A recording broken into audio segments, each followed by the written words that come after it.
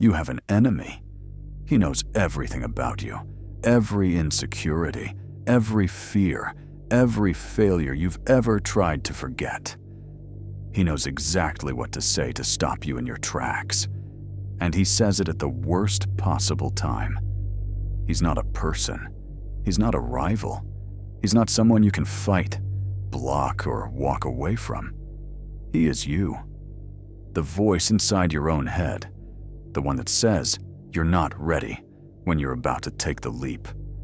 The one that says, "Who do you think you are?" when you dare to dream bigger. The one that replays your worst moments on a loop at 3 a.m., not to teach you, but to torture you. And the cruelest part? You believe him. Every time. Because he speaks in your voice, uses your memories, wears your face. He's the most convincing liar you'll ever meet, because he is you. Tonight we're going to expose the war you've been losing your entire life, the war against your own mind. And for the first time, you're going to understand the enemy well enough to stop him. Everyone has an inner voice, but not everyone realizes that this voice is not objective truth. It's a character, a role that your brain created, not to help you, but to protect you. The inner critic was born in childhood. It was shaped by every correction, every punishment, every disappointed look. When your father said, "You should have done better," your brain recorded it. When a teacher humiliated you in front of the class, your brain recorded it. When kids laughed at you for trying, recorded. And over time, your brain built a program from these recordings, a program designed to stop you from ever being humiliated again. A program that says, if I criticize you first, before the world gets the chance, I can protect you from the pain of external rejection. And that's the tragedy. The inner critic isn't evil. It's a security system, a guard dog that was trained during a war and never learned that the war ended. It's still barking at shadows, biting the hand of the person it was designed to protect. Psychologists call this the negativity bias. The human brain is wired to prioritize negative information over positive. One insult weighs more than 10 compliments. One failure overshadows 20 successes. One rejection erases 100 acceptances. This bias made sense 1,000 years ago. On the savannah, the man who remembered where the predator hid survived. The man who forgot and focused on the sunset got eaten. Your brain learned that negativity equals survival. But you're not on the savannah anymore. The predators are gone. And the voice that once saved your life is now ruining it. Because it treats every presentation like a lion attack, every first date like a life or death encounter, every creative risk like walking into a trap. Your inner critic is a soldier who never received the ceasefire order. And every day, he wages war against the only person he was sworn to protect, you. The inner critic doesn't attack with fists. He attacks with narratives. Stories so familiar, so deeply woven into your identity, that you've stopped questioning them.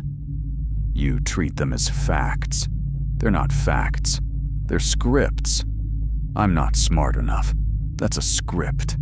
Written the first time you got a bad grade and someone made you feel stupid. You've been reciting it for 20 years. And every time you encounter something intellectually challenging, the script plays automatically. Before you even try, you've already decided you'll fail. Not because you will, but because the script said so. Nobody actually likes me. They're just being polite. That's a script. Written the first time you felt excluded. Reinforced every time someone canceled plans or forgot to invite you.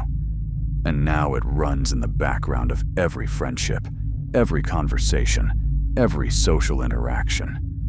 You're constantly scanning for evidence that confirms the script and ignoring everything that contradicts it. I don't deserve good things. The most destructive script of all, written by experiences that taught you that happiness comes with a price, that good things don't last, that if life is going well, something terrible is around the corner. And what does this script do? It makes you sabotage the good things before they can be taken away. You reject the opportunity before it rejects you. You push away the person before they can leave. You quit the project before it can fail. Because the script says, you don't deserve it anyway. Psychologists call these automatic negative thoughts. ANTs. They are cognitive distortions that masquerade as rational analysis. They feel like thinking. They feel like logic. But they are neither. They are fear wearing the costume of reason. And the most insidious thing about ants is their speed. They fire before your conscious mind can intervene. The thought, I can't do this, arrives before you've even assessed whether you can. It's not a conclusion. It's an ambush. The inner enemy doesn't just whisper. He acts. Through you. Using your own hands. He's the reason you procrastinate.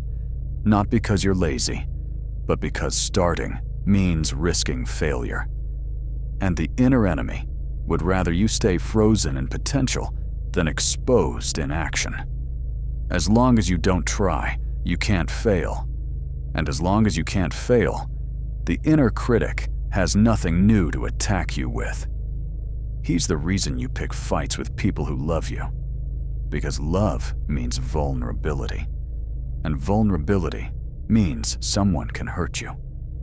So the inner enemy creates conflict, generates distance, manufactures drama, to rebuild the walls that love was starting to dissolve. He's the reason you numb yourself. The scrolling, the drinking, the binge watching, the overworking. These aren't character flaws. They're anesthesia. The inner enemy produces so much pain that your brain desperately seeks any form of relief. And relief comes fastest through numbness, not through healing, through not feeling. And he's the reason you compare yourself to everyone. The inner enemy uses other people's success as evidence of your failure. He doesn't show you their struggle, their years of work, their invisible suffering. He shows you the highlight reel and whispers, "See, they figured it out. What's wrong with you?" Comparison is the inner enemy's favorite weapon, because it's endless. There will always be someone richer, stronger, more successful, more attractive. The supply of ammunition never runs out, and every comparison lands like a bullet, not in your body, but in your confidence. This is why social media is a battlefield. Not because social media is inherently evil, but because it gives the inner enemy a 24/7 weapons depot. An infinite scroll of evidence that you're not enough. And your brain, designed to focus on threats, processes every perfect photo, every success story, every milestone you haven't reached, as a personal attack. The first step to winning this war is the most counterintuitive one. Stop trying to kill the inner enemy. You can't kill him. He's part of you. He lives in your neural pathways. He's been building his infrastructure for decades. And fighting him directly only makes him louder, because your attention feeds him. Instead, separate from him. Create distance. Learn to hear the voice and recognize it as a voice, not as truth. This is what cognitive behavioral therapy calls cognitive diffusion. It's the practice of observing your thoughts without believing them, not suppressing them, not arguing with them, just watching them pass like cars on a highway. There goes the "I'm not good enough" car. There goes the "nobody cares" truck. Interesting. Let them pass. The shift is subtle but revolutionary. Instead of "I am worthless," you think "I am having the thought that I am worthless." Instead of "I can't do this," you think "my mind is telling me I can't do this."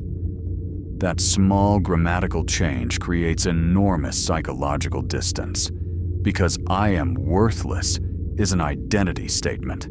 It's who you are. But "I am having the thought that I am worthless" is an observation. It's something happening to you. And something happening to you can be examined, questioned, and ultimately dismissed. The inner enemy's power depends entirely on you believing he is you. The moment you realize he is a part of you, not the whole of you, his authority collapses. He's still talking, but you've stopped taking orders. Marcus Aurelius practiced this daily. He wrote in his journal, "You have power over your mind, not outside events."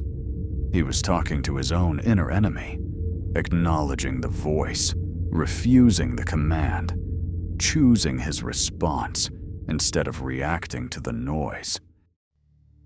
Silencing the inner enemy isn't enough.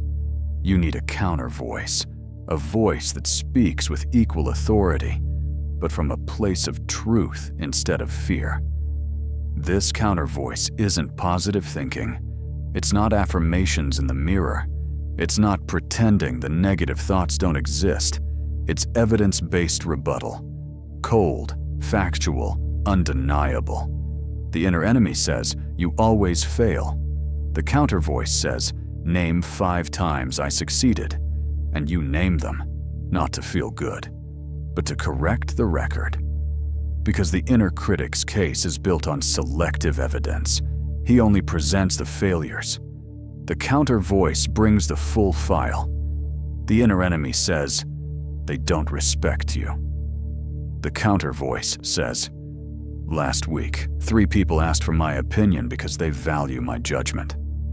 Not a feeling, a fact. Something that happened. Evidence that contradicts the narrative. This is the practice, every single day. You don't fight the voice, you cross-examine it.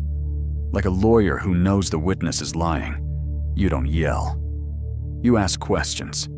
You present evidence. You let the truth dismantle the lie. And over time, the inner enemy doesn't disappear, but he gets quieter. Because every time you challenge his narrative with evidence, his credibility erodes. He becomes the boy who cried wolf, still loud, but no longer believed. Build this counter voice like you build a muscle. Start with 1 rebuttal per day. When the first negative thought hits in the morning, don't accept it. Question it. Correct it. Replace the script with a fact, not a fantasy, not a wish, a fact. Something you did, something you survived, something that proves the inner enemy is wrong. Because he is wrong. He's always been wrong. You just never had a lawyer on your side before. Now you do, and that lawyer is you. The war inside your head will never end completely. The inner enemy is permanent. He was built into your architecture by experiences you didn't choose and conditioning you didn't consent to. But you are not his prisoner. You never were. You are the observer, the one who can hear the voice and choose not to obey, the one who can feel the fear and move anyway, the one who can carry the weight of 1,000 negative thoughts and still take 1 step forward. That step, that single, defiant, terrifying step, is the difference between the man who is controlled by his mind and the man who commands it. The enemy inside your head has been talking your entire life. It's time you started talking back. This is OBSCURA. Clarity through darkness.